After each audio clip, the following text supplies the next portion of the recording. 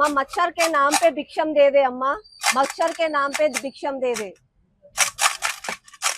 ధన్యవాదం అమ్మా. దోమల పేరు మీద భిక్షం వేయండి అన్న. ఏడ పడతాడ దోమలు అయిపోయినాయి, ఎవ్వరు పట్టించుకుంటలేరు. అందుకని మచ్చర్ కే నామ్ పే భిక్షం దే దే భయ్యా, మచ్చర్ కే నామ్ పే భిక్షం అన్న, మచ్చర్ కే నామ్ పే భిక్షం దే దే అన్న. దోమలు ఎక్కువైపోయినాయి. చలో అన్న పోయి మచ్చర్దాన్ కొనుక్కొని పోదాం ఇక. నమస్తే. మచ్చర్దాన్ ఉందా అన్న? ఒక 2 ఇవ్వండి అన్న. 5 కొందాం అనుకున్నాము, అన్ని పైసలు రాలే మాకు. ఒక 2 ఇవ్వండి అన్న. 2 చాలు.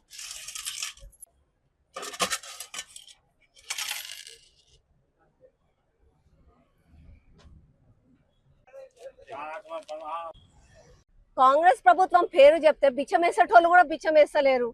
నేను ఏమో అనుకున్నా గానీ రేవంత్ రెడ్డి నిజమే చెప్పిండు, అప్పులు ఇవ్వమంటే కూడా ఇస్తలేరు అని చెప్పి. మచ్చర్దాన్ని కొందాం అనుకుంటే కనీసం అవి కూడా ఇస్తలేరు. కేవలము దుర్గపోతు మీద నీళ్లు పడ్డట్టే, చలనము లేకుండా, అసలుకి అంటే చోటోళ్ళు ముందల శంఖ మూదుతారు అట్లనే అయిపోయింది. చెప్పినా కూడా పట్టించుకుంటలేరు. కనీసం ఇట్లా చేస్తానన్నా సిగ్గు వస్తుందేమో చూడాలి.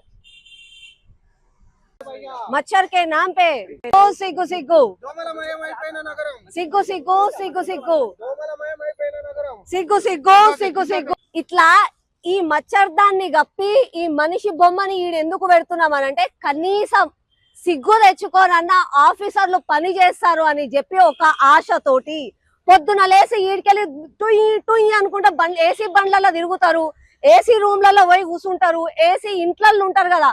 అట్లాంటి వాళ్ళకి సామాన్య ప్రజలు అది బాధలు అర్థమైతలేవు.